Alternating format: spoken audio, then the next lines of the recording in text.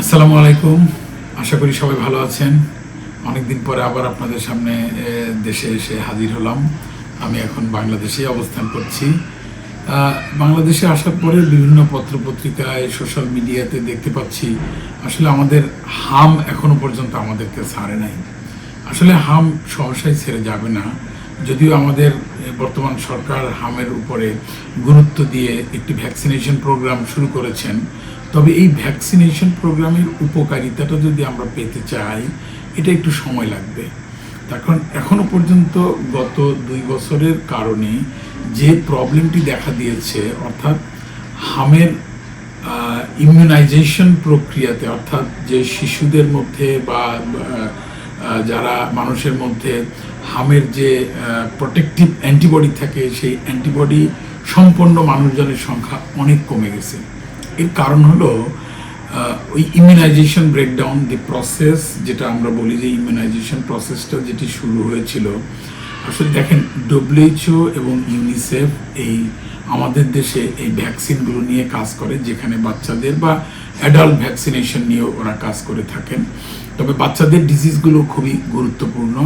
তার কারণ এই যে মিজেলস যেটি আমরা দেখতে পাচ্ছি, এটি কিন্তু সব বয়সী হয়। আমি মিজেলস নিয়ে আগেও বলেছি, বাট বাচ্চারা হলো ভালনারেবল, তাদের মধ্যে মৃত্যু হয় বেশি। বড়দের যদি মিজেলস হয় তাদের কিন্তু মৃত্যু হওয়ার সম্ভাবনা খুবই কম, কিন্তু বাচ্চাদের মৃত্যু হওয়ার ঝুঁকিটা অত্যন্ত বেড়ে যায়।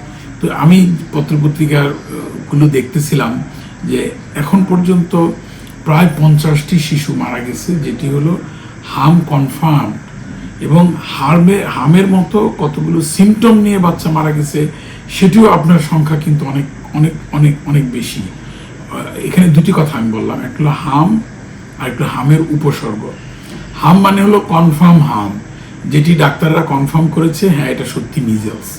আবার আরেকটি হলো মিজেলসের মতো উপসর্গ নিয়ে ভর্তি হয়েছে, কিন্তু মিজেলস কিনা কনফার্ম না। এদের সংখ্যাটা অনেক বেশি এবং এদের মধ্যে মৃত্যুর সংখ্যাটাও অনেক বেশি আমরা দেখতে পাচ্ছি।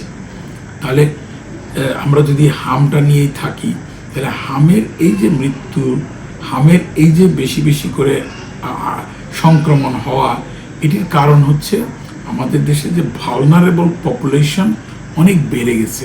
অনেক বেড়ে গেছে মানে হলো ইমিউনাইজেশন প্রক্রিয়াটার মধ্যে একটা ব্রেকডাউন হয়েছে।